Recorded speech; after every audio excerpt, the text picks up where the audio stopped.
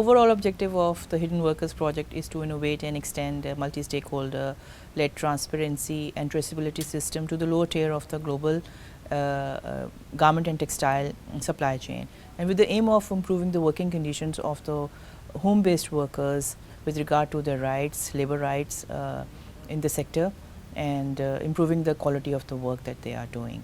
The specific objective of this particular project, which is a multi-country project that we are implementing in Pakistan also, is to improve the working conditions of the informal workers. Another important component of the project is to have engagements with the brands. As we were doing the mapping in the ground, we found some evidences that a lot of work is being done by the home workers, and they are producing for the local suppliers. The local suppliers are doing this work for the international brands of USA and Europe.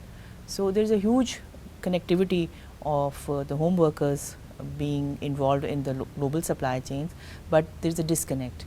So the component with the brands envisions to see a multi-stakeholder advocacy and a multi-stakeholder synergetic programs for helping out the home-based workers and bringing their issues at a higher level.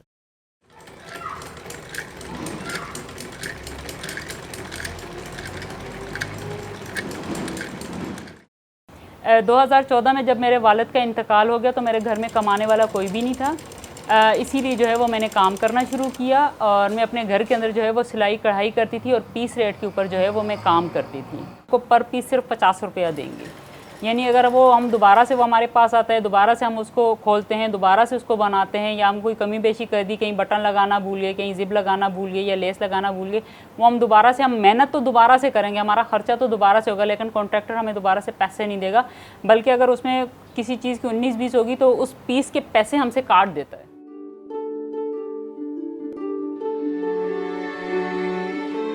पहले जो है वो छोटी बच्चियों 9 से 12 साल तक की बच्चियों के फ्रॉक्स वगैरह बना रहे थे, तो वो भी मुल्क से बाहर जाता था, क्योंकि वो हमें बताते तो नहीं थे कौन से मुल्क में जाता है, लेकिन वो हमें ज़रा सा भी अगर हम 19-20 जो है वो सिलाई पे कर देते थे, थोड़ी कमी बेशी आ जाती थी या फिनिशिंग नहीं होती थी तो वो हमें वापस कर देते थे, और वो कहते थे क्योंकि माल हमारा बाहर जा रहा है और अगर आप लोग ज़रा सा भी गलत करेंगे तो वो फिर आगे से जो है वो माल वापस आ जाएगा।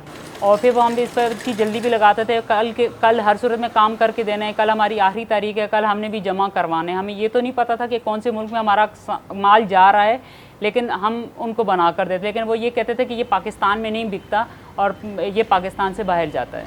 मैं जो है कुर्तियाँ स्टिचिंग करती हूँ, यानी ठेकेदार मुझे कुर्तियाँ देता है, उनके ऊपर जो है ना हम काम करते हैं, कढ़ाई वगैरह करते हैं और उसको स्टिच करके देते हैं। और बाज़ औक़ात ये होता है कि कपड़ों पे जो कुर्ती हमारे पास आती है उस पर कढ़ाई वगैरह हुई होती है, मुझे सिर्फ सिलाई करके देनी होती है। जैसे कि एक भी जो हम लोग सी रहे हैं ज़रा सा भी इधर उधर ना हो और काम बहुत सफाई से हो, धागे कहीं से लटक रहे हैं ये तो वो कुर्तियाँ सारी वापस आ जाती थी। तो जब वो वापस करते थे तो तब कहते थे कि हमें जो है ना ये हमारा जो है ना बाहर के मुल्कों में भी काम जा रहा है, तो आप बहुत सफाई से करें।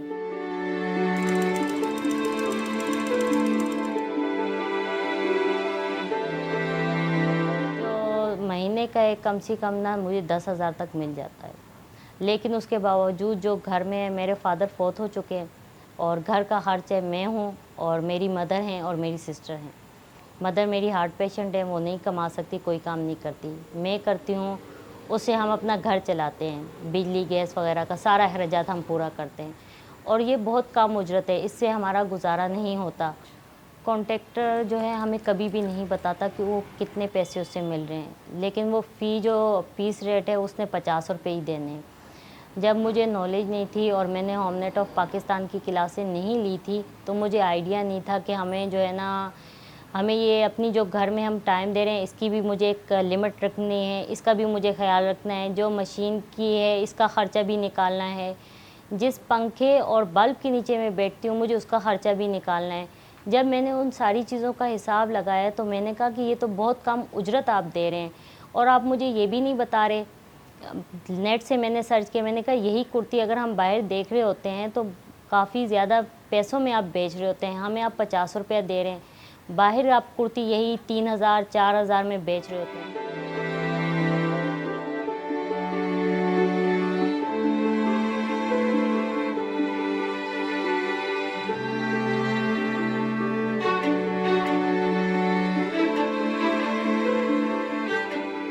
पहले उठते हैं, नमाज़ वगैरह पढ़ी, उसके बाद मैं ये बनाने बैठ जाती हूँ। फिर उसके बाद यानी 11 बजे तक ये बनाती हूँ।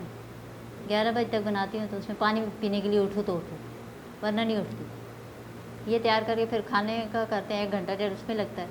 फिर नमाज़ वगैरह पढ़ के फिर इसी पे लग जाते हैं। फिर दिन को देर से आराम करते हैं, ये लेटते नहीं हम लोग। फिर ये कि रात का खाना फिर कोशिश ये होती है कि बाहर से आ जाए, क्योंकि गैस नहीं आ रहा होता तो उस वजह से फिर ये इसी पे हमारा काम टाइम सर्फ होता है। 2 बंदे बनाए तो 3 दिन में तैयार हो जाता है। तो कभी कभी इस तरह देता है, वो कहता है कि 2 दिन में तैयार करो, ये 1 दिन में तैयार करो, फिर 3 बंदे मिलके करते हैं। जैसे अब मुझे सांस की भी तकलीफ़ होती है, किडनी का भी मसला होता है, पेशाब यानी ज़्यादा तकलीफ़ है उसकी होती है, तो ये किडनी की वजह से ही होता है, ये सारे मसले मसाइल होते हैं। और नज़र भी इतनी वीक हो रही है।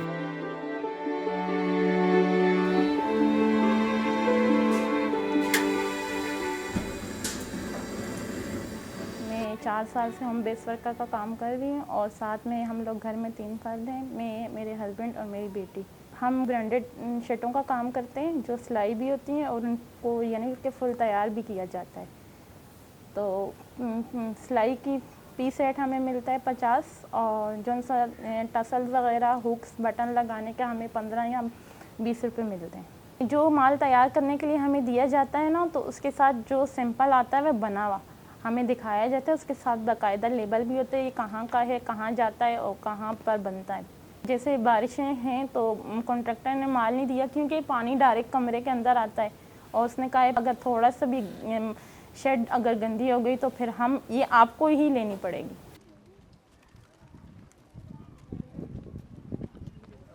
मेरे 3 बच्चे हैं जिनकी कस्टडी मुझे खुद करनी है, तो इसीलिए हालात कुछ ऐसे ज़िंदगी ने रुख मोड़ा कि मुझे इस काम को ज्वाइन करना पड़ा। ये पसमानदा इलाका है, कच्ची आबादी है, यहाँ पर ज़्यादा होम बेस वर्कर्स हैं जो ये इस वक्त मेरे पास जो आ रही हैं स्टोन का काम कर रही, मैं भी स्टोन का काम करती हूँ। ये मैं शर्टें मेरे पास आती हैं, ये पीस रेट काम है, ये 1 पीस के हमें मिलते हैं पर पीस के। अब ये पूरा पीस हमें तैयार करने के मुझे मिल रहे हैं 150 रुपया। बहुत गौर से काम करना पड़ता है, कहीं दाग ना हो, कोई काम गलत ना हो, इधर उधर ना हो जाए। तो इस सूरत में फिर ये है कि हमें पूरा पीस दोबारा से रेडी करना पड़ता है। अगर पीस में कोई कट या कुछ या गीलू गम इधर उधर चला जाए तो वो कहते हैं कि आप अब ये नया पीस हमें ला के दें, तो वो हमारी ज़िम्मेदारी में आ जाता है। तो इसीलिए हमें बहुत ख्याल से करना पड़ता है।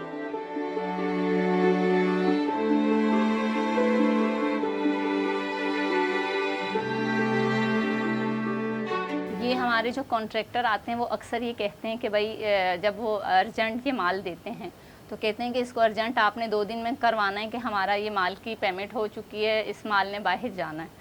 तो अक्सर मैंने उनसे पूछना भी चाहा कि ये कौन से मुल्क जाता है, तो कहते हैं आपको इस बात से क्या लेना देना, आप सिर्फ बना के दें, ये माल बाहर जा रहा है। ऐसा कॉन्ट्रैक्ट रिटर्न में तो साइन नहीं हुआ था, बातों में कहा गया था कि भाई अगर आपसे कोई पीस ख़राब हो जाएगा या आपसे कोई पीस में कट लग जाएगा तो उसकी पेमेंट आपको करनी पड़ेगी। जो हम आपको काम दे रहे हैं ये काम आपको सफाई से करना पड़ेगा। अगर हमारा कोई रॉ मटेरियल कोई आपसे ज़ाया हो जाता है तो उसकी अदायगी आप खुद करोगे, और अगर कोई काम ख़राब करोगी तो आप रिटर्न में बनाओगे और उसकी आपको पेमेंट नहीं मिलेगी।